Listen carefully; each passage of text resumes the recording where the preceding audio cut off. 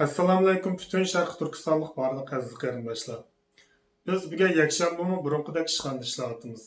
Qiladigan xizmatimiz nihoyat nurg'un, yetishmak tez. Uyg'ur adliya arxiv ombiri qurilgandan buyon xizmatlarimiz nihoyat jiddiy shaklda ketib bordi.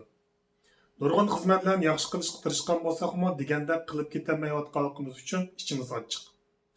Uyg'ur adliya arxiv ombiri rasmiy bir organ shaklida qurilgani 3 oy vaqt bo'ldi.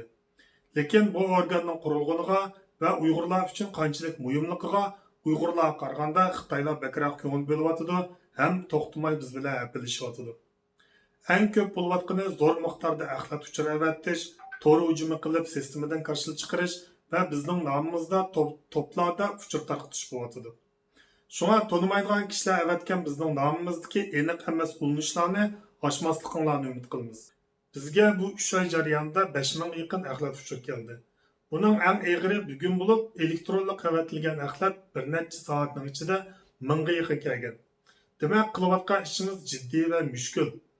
Shunga butun dunyodagi barliq qarindoshlarning bu xizmatning muhimligi va jiddiyligini tunib yetishini, lagerdagi, turmadagi urug' tuqqanlarning uchurlarini sal qaramay bizning arxivimizga tizimlatishni va vaqtni cho'ng tutib dunyoning Uyg'urlar ko'ngil bo'layotgan mush paytida o'z urug' tuqqan tunish bilishlar to'g'risida guvohlik berishni tavsiya qilamiz. Vaqt o'tib ketganda qilgan ishning unumimi e'tiborim bo'lmaydi qarindoshlar. Buningdan boshqa 1-oktyabr Brüsseldagi namoyishga urug' tuqqan tunishlarning suratlarini ko'tarib kelib guvohlik berayli.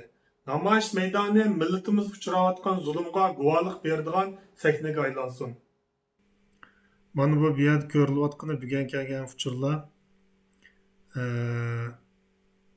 Bu yerda bir qismini men aytib baqqanligim uchun 986 ko'rinyotidi. Demak, Xitoy Uyg'ur adliya arxiv ombiriga Uyg'urlarning o'ziga qaraganda texmi bakroq ko'ngil bo'lyotidi. Bu yerda minutiga 7-8 hatto 10 nechadan uchur avatilgan. Buni qo'lda qilib bo'la olish natoyin. Bu elektronlik mujunda kelgan uchur. Yani bu yerda o'xshash son, o'xshash nomerlarni to'ldirish orqali bir necha soatning ichida 1000 dan ortiq axlat uchiravatgan. Bularning doim qilayotganim shu, sistemaga qarshilik paydo qilish, tizimlatishni qiyinlashtirish, tizimlatqili olmaydigan qilib qo'yish, ham shunday to'xtamay axlat uchiravatish, bularning doim qilgan xizmati. Yani shunga o'xshash nihoyatda ko'p bu xizmatga to'salg'ulik qilish uchun bo'layotgan ishlar. Yana bu tunugunki buning ichida buningdan boshqalari shu 1000 dan ortiq uchur degan bir necha soatning ichida kelgan. Demak, biz Uyg'urlar o'zimizning urug' tuqqanlariga qanchalik ega chiqyapmiz, ular uchun qanchalik guvohlik berdik, ular uchun adliya arxiv ombiriga qanchalik odamni tizimlatdik. Biz nihoyatda sal qarayapmiz bu xizmatlarga, lekin Xitoyning gumochilari nihoyatda jiddiy bir shaklda bizga ko'ngil bo'lyotidi, ham biz bilan hapilishyotidi.